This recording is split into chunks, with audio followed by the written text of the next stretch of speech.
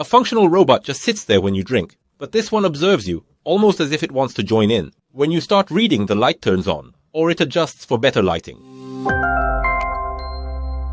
Hello everyone, this is Error speaking. It seems that Apple is taking an emotional approach to developing robots, and I wanted to break it down for you in detail. You know the animation studio Pixar, right? At the beginning of their movies, there's always that lamp-shaped robot hopping around, isn't there? Even though it's not humanoid, Apple has developed a robot that can interact with humans. This shows that Apple is genuinely putting effort into creating consumer appliances, not just engaging in superficial research. With the latest updates about Apple Home, once it's set up in your house, it integrates all Apple devices to automate various functions seamlessly. There are discussions about applying AI, not just for functionality, but also for interaction. Let's take a closer look. The released video shows many interesting aspects. For example, when you say come here, it moves closer. When you say go away, it moves away. You don't need to say hey Siri do this or ChatGPT do that. Instead, with gestures, you can simply say go there or come here. Gestures have been integrated into smartphone interactions for some time now. However, robots capable of performing physical actions can convey emotions even without using mechanical sounds. These robots could bridge the gap in emotional expression, distinguishing themselves from existing robots with a more unique approach. Indeed, while trying to film that, you direct it to move over there. You use gestures saying, go there, to position it for the shot. I'll show you a paper shortly. On the left is an expressive robot, and on the right is a functional robot. Expressive movements refer to those actions where the robot moves with a specific intention, such as drawing attention or expressing emotions when interacting with humans. On the other hand, a functional robot performs specific tasks. For example, turning on lights or pointing somewhere. Depending on what is being targeted, the robot's actual movements can vary. In particular, expressive robots like these can make interactions much more engaging. Instead of merely serving as consultation robots, they can interact like pets or humans through their movements. Actually, those movements on the left might seem unnecessary from a purely functional standpoint. However, when it nods as if it is agreeing or makes other similar gestures while talking to you, it adds a different layer of emotion to the conversation. Some people mock this as Apple's emotional design,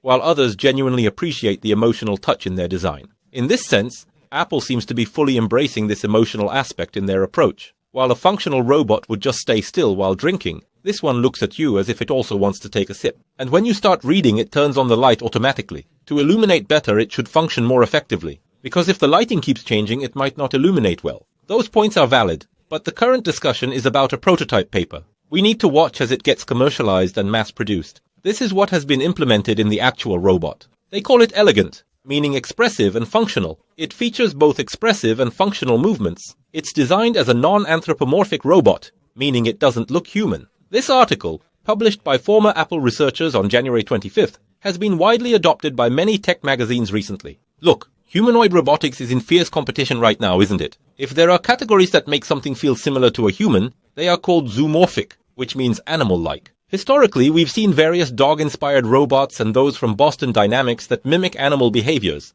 And when we talk about appliance-like robots, the quintessential examples are robotic vacuum cleaners. But it seems they are positioning it between zoomorphic and appliance-like. It's about expressing emotions while giving off a certain vibe. Is that the position? Depending on the shape of the robot, the type of interaction and design will vary. The specific functions it needs to perform will also differ. This shows that Apple has put a lot of thought into these aspects, not just from a design perspective. For example, if you look at the figure statues, you can see the extensive consideration given to the shapes and forms. Whether it's affixed to the ceiling, floor, or table, the decisions about movement size and placement are pivotal. These considerations will define the final product and its variations. For example, mounting it on the ceiling makes interaction more complex, requiring careful joint design. For those on the ground, movements can be more pronounced by adjusting the actuators differently. This allows for 6 degrees of freedom with 6 joints. Although it may seem like just a few movements, demonstrating specific motions involves many movements. In the past, calculating the end manipulator's motion using inverse kinematics and matrices was very complex.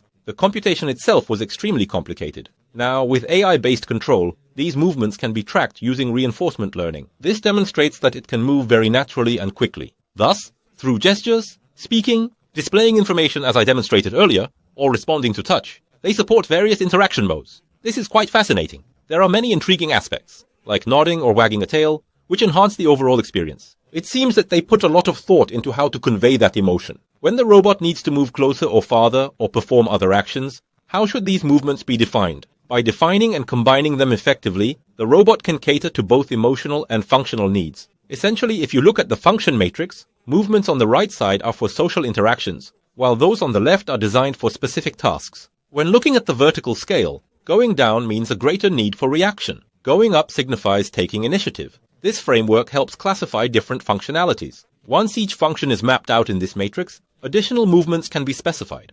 We looked at whether there were any significant statistical differences in the movements determined for each expressive and functional type. The p-value is a measure that helps us determine if the results of an experiment or study are statistically significant or just due to chance. Essentially, it tells us the probability that the observed results occurred randomly. For instance, if we see a p-value of 0.01, it means there's a 1% chance that the results are due to random chance. The probability of this happening by chance is 1%. Conversely, there could be a 99% chance of some correlation. That's why in drug development we often look at p-values to determine effectiveness. We conducted clinical and various other tests. The p-value was 0.03, or 3%. This means the drug being ineffective has only a 3% chance. Conversely, it suggests the drug is likely effective. Let's assume the p-value is a bit higher. For example, if the p-value is 0.2, there's a 20% chance the drug won't work. In this analysis, you'll notice that as the color gets darker, the p-value decreases, and as it shifts to gray or white, the p-value rises. This aligns with the classification I demonstrated earlier.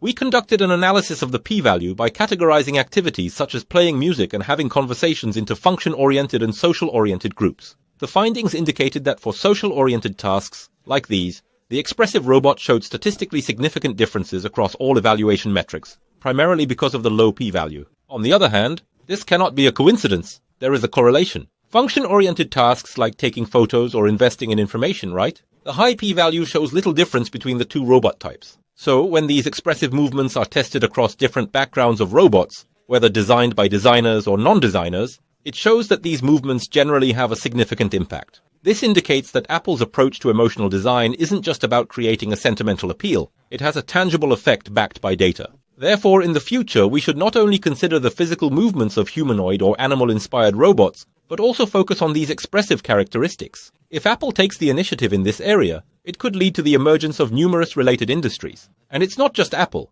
Other companies are likely to follow suit as well. Ultimately, the goal is to perfectly implement functionality while conveying emotion. So it might adjust timing and speed for specific expressions or seem to look at you while conversing, right? When you say, "Hey lamp," and talk to it, it works fine. But it also beeps and lights up. Some may find these actions unnecessary. However, the future suggests that these emotional elements will play a role. It seems that more and more people will come to appreciate their value moving forward. Given Apple's unique approach, I will keep you updated on their next steps. We have launched an international channel for English speakers, where we provide AI-dubbed content. We appreciate your support and spreading the word. Also, many of you follow unrealtech.era on Instagram. There, we share short videos not available on YouTube. I hope you find these experiments and news updates engaging and informative. They offer a wealth of knowledge in a short time. This has been Era,